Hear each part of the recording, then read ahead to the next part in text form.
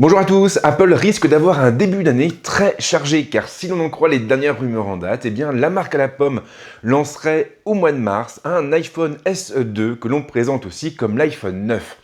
Sauf que voilà, cet iPhone ne serait pas le seul produit annoncé durant l'événement et il faudrait également compter sur un autre produit. Un produit que l'on désigne actuellement sous le nom d'AirTag. Et ce fameux produit justement pourrait changer pas mal de choses. Il méritait donc qu'on lui dédie une vidéo complète.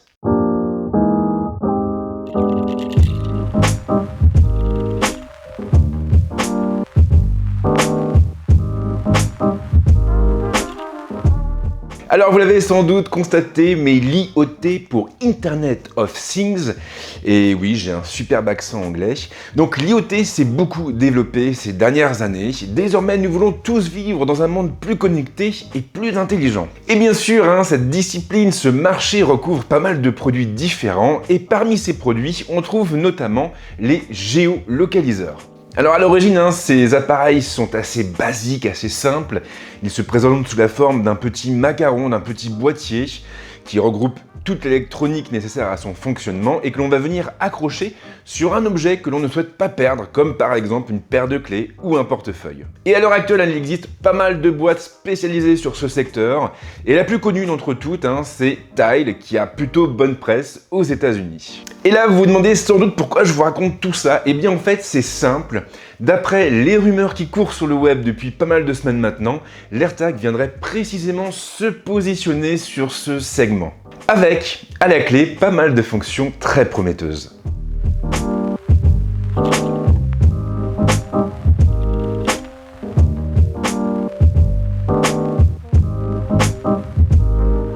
Alors clairement, ça fait un moment qu'on entend parler de l'AirTag, mais tout s'est accéléré avec la WWDC 2019, puisque c'est à ce moment-là que l'on a découvert des morceaux de code relatifs à l'accessoire dans iOS 13. À l'époque, bien sûr, beaucoup s'attendaient à une annonce plutôt rapide, mais cela n'a pas été le cas. Alors pour l'instant, on ne sait pas grand-chose au sujet de l'AirTag, mais voilà, les nouveautés apportées par iOS 13 nous donnent tout de même une bonne idée de ce qu'il pourrait proposer.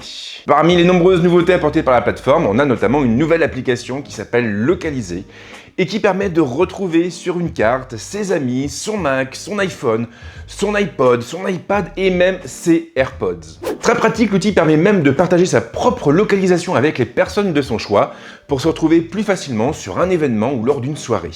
L'outil est puissant donc, mais il a quand même une limitation certaine, il ne fonctionne qu'avec les produits Apple. Et c'est évidemment là que l'AirTag rentre en jeu. Grâce à un tel accessoire, il deviendrait possible de localiser n'importe quel objet comme un portefeuille, une paire de clés, une trottinette, un vélo, une voiture, un enfant ou pourquoi pas un chat. Et c'est évidemment très intéressant et encore plus lorsqu'on connaît le fonctionnement de l'application Localiser. Localiser ne repose effectivement pas sur un marqueur GPS, mais sur un signal chiffré et sur l'immense parc d'Apple. Très concrètement, tous les appareils qui sont supportés par la solution sont localisés grâce aux autres appareils qui se trouvent autour d'eux.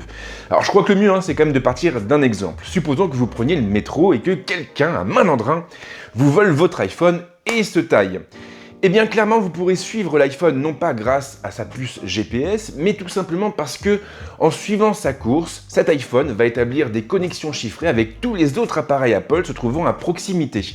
Et c'est donc grâce aux autres appareils du parc que vous allez pouvoir suivre tous les déplacements de votre iPhone, ou plutôt de son voleur. Et l'avantage, c'est que ça marche avec tout, y compris avec des produits qui ne sont pas connectés à Internet, comme des Macs, comme des iPads, comme des AirPods. Et forcément, si l'AirTag est lui aussi compatible avec l'application Localisée, alors il devrait fonctionner exactement sur le même principe. Ce qui veut aussi dire que tous les objets qui seront attachés à l'accessoire pourront être suivis avec une extrême précision. Et bien sûr, si vous voulez le fond de ma pensée, je crois qu'Apple ne va pas en rester là et que derrière, il faut également s'attendre à des fonctions un peu plus poussées et qui pourraient très clairement faire la différence.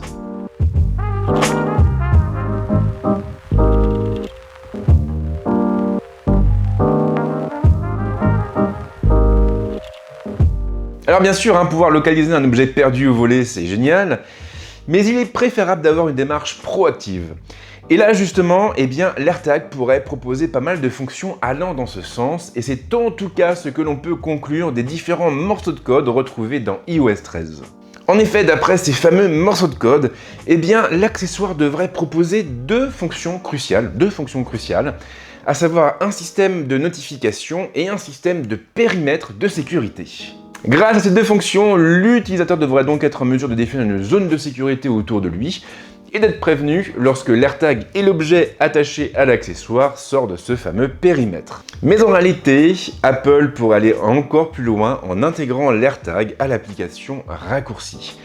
Et là, qu'est-ce que ça veut dire? Eh bien, ça veut dire tout simplement qu'il serait du même coup possible d'utiliser l'accessoire pour créer des processus automatisés en fonction de différents critères.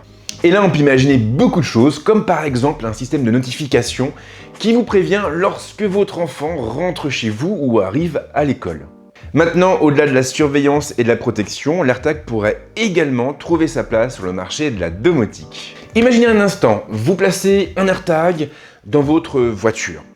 Et puis ensuite, vous ouvrez l'application raccourci, vous créez un nouveau concentrateur, et là, vous allez définir un ensemble de tâches automatisées, et vous allez donc demander à l'application d'allumer automatiquement les lumières et de remonter le thermostat lorsque votre véhicule approche de votre maison.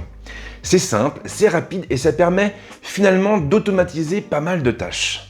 Et oui, car derrière, on a aussi HomeKit, une plateforme qui est désormais supportée par plein de produits différents.